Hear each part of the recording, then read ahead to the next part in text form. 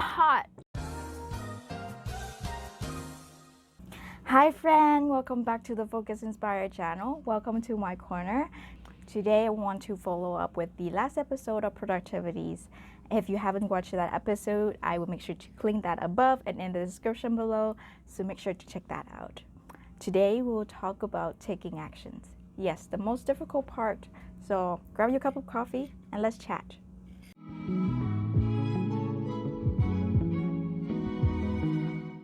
So, as I mentioned in the last episode, taking action is the most important part, because if you don't take action, dreams will always be dreams and work cannot be done. But I understand taking action is actually the most difficult part, because just like physics or chemistry, it takes you more energy to get started than to keep it going. So here's some of my tips that help me take actions, and I hope these tips will also help you get over that initial bump to get started. So there's two reasons why I don't take actions: lack of clarity and lack of timeline. So for first of all, lack of clarity. If you tell me to get started working on my essay assignment, it's going to take me a while to get started, because writing an essay assignment is a really big thing for me. So what I do is I break things down to smaller steps. So first step for me would be get out of the couch, get out of the bed. Second step would be go to the table, sit down. And the third step is opening the laptop.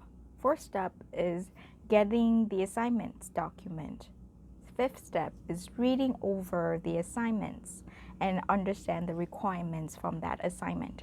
The sixth steps is outlining what I'm going to talk about in this assignment. The seventh steps is to doing a little research based on the outline that I have created.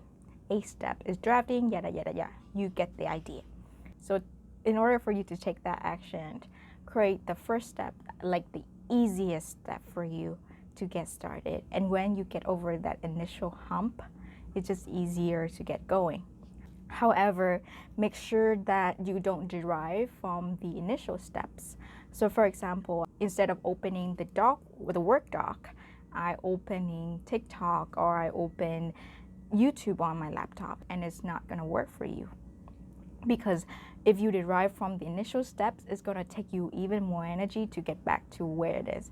This part is actually being disciplined and stay within the step that you lay out for yourself. The second reason why most of us can't take action is because of the lack of timeline. So my tips is to create a non-negotiable time, like I mentioned in the last episode, and also to set a due date. When should this be done? And in your non-negotiable time, sit down and do this task.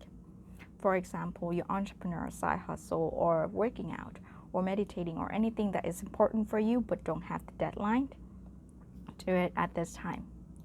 All right? And another tips that actually work for me is what I call the 3 seconds of courage.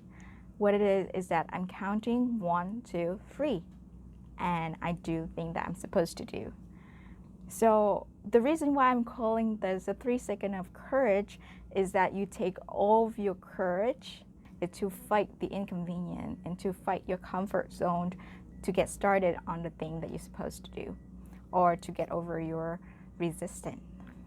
Whenever I count from 3, I have to get up and get things done.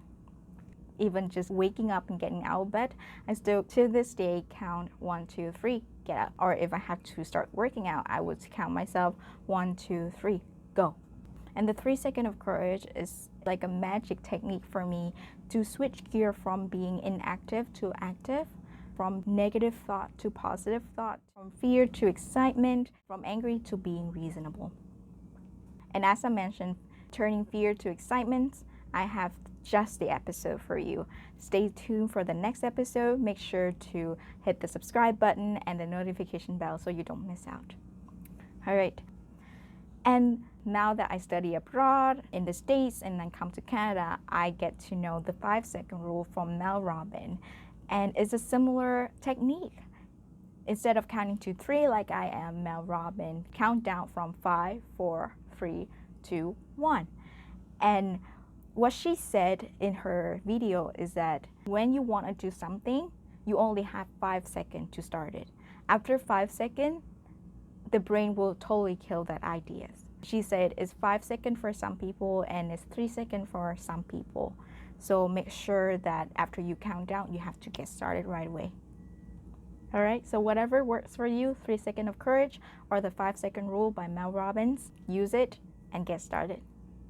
Another tip that might work for you is to get an accountable buddies. The accountable buddies can be anyone from your family, your friends, your mentor. And make sure this person take no BS or no excuse from you. And because this person will push you to do the things that you promised to do. And also, since you have an accountable buddy, you don't want to let this person down, so you actually get started. In many cases, I see some people actually post their progress on social media and have their follower as their accountable buddy.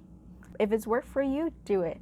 But if you are a more private person, then your friend, your family, your mentor, or anyone close around you work just fine. Try it out and let me know if it's worked for you. So that's it for today's episode. Thank you for hanging out with me. Make sure to hit a like and comment below what you learned today, or if there's any tips that you want to share with me or the Focus Inspire community. And I will see you in the next episode. Stay safe, stay happy, stay inspired, and be kind. See ya!